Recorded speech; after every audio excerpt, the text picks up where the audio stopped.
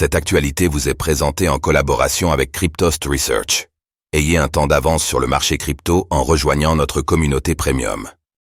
Trading crypto, le won coréen plus utilisé que le dollar durant le premier trimestre de l'année 2024. Le vent des crypto-monnaies souffle fort en Corée du Sud, le won sud-coréen ayant récemment dépassé le dollar américain en termes de volume échangé sur les exchanges centralisés, CEX. Cette tendance est en grande partie due à la concurrence entre les principales plateformes d'échange du pays, telles que Upbit, Bitin et Corby, qui rivalisent pour attirer les utilisateurs avec des campagnes de frais réduits voire nuls.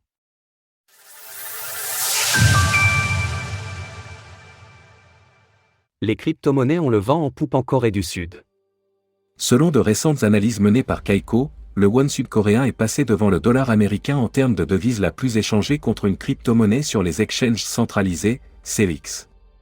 Le KRW a ainsi dépassé l'USD à hauteur de 11 milliards de dollars en termes de volume de transactions sur le premier trimestre de l'année. Selon Kaiko, ces volumes importants sont à imputer à la concurrence qui s'établit entre les différents CEX sud-coréens. Alors que l'exchange crypto Upbit demeure largement leader de son secteur en Corée du Sud avec environ 82% des parts de marché sur les 3 dernières années, ses principaux rivaux Bitin et Corby ont lancé des campagnes « zéro frais » sur les opérations de trading effectuées sur leur plateforme afin de tenter de renverser la tendance. Une politique qui a porté ses fruits pour Bitin, l'exchange de crypto-monnaies ayant vu ses parts de marché tripler après l'introduction de frais nuls au mois d'octobre dernier. Malgré tout, Bitin a subi des pertes opérationnelles à hauteur de 14,9 milliards de won sur l'année 2023, soit environ 11 millions de dollars.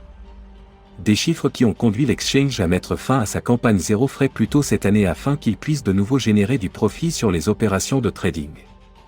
Cependant, cela a conduit les investisseurs sud-coréens à retourner vers Upbit, et ce alors que Bitin était parvenu à capturer jusqu'à 40% des parts de marché au mois de février. Quoi qu'il en soit, tout cela a bien profité aux investisseurs sud-coréens, qui ont donc permis au won sud-coréen de dépasser le dollar en termes de volume échangé sur les crypto-monnaies pendant au moins un trimestre. Il est prévu que le gouvernement sud-coréen déploie de nouvelles mesures concernant les exchanges de crypto-monnaies dès le mois de juillet prochain en conséquence de l'effondrement de l'écosystème Terra, Luna, qui avait causé la perte de 40 milliards de dollars.